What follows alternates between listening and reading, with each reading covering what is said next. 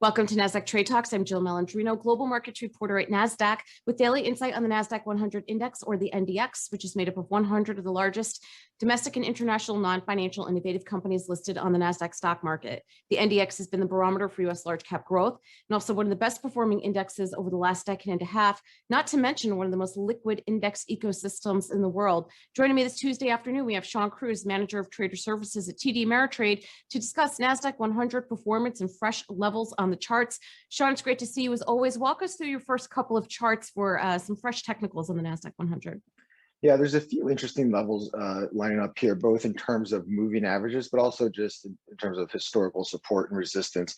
So right now, if you're asking yourself, where could we potentially pull back to on the downside, some previous levels of support, some price levels to look at are right around 12,280 is the first one, and then below that's about 11,730.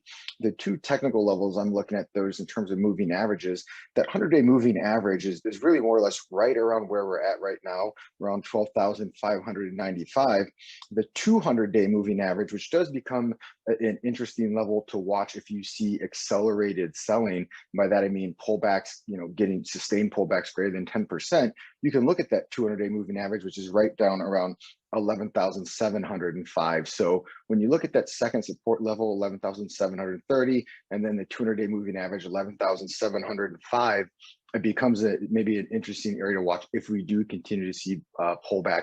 But watching that 100-day moving average for any sort of an indication that we are going to maybe start breaking through some of those price levels, something to keep an eye on. On the upside, if we do recover, and we have had a pretty nice little bounce off of that level around 12,280, looking at about 13,025 on the upside for the first target, and then about 13,320 beyond that. So those are the areas I'm going to start looking at. If you want to ask yourself what could maybe lead us to continue this recovery or maybe pull back again, get a second leg lower, I'm really looking at those treasury, the treasury levels, and especially the 10-year yield. So right now, the volatility out of treasuries is something that's just been bleeding over into some of these higher growth names. So I think if you are going to see a sustainable recovery in the upside here, you're probably going to want to see some of those levels start to moderate a little bit just in terms of historical volatility. And you can almost see, just looking at the chart of the 10-year, you can see where the historical volatility has really taken off in the past couple of weeks. We're going to want to see that moderate a little bit here moving forward.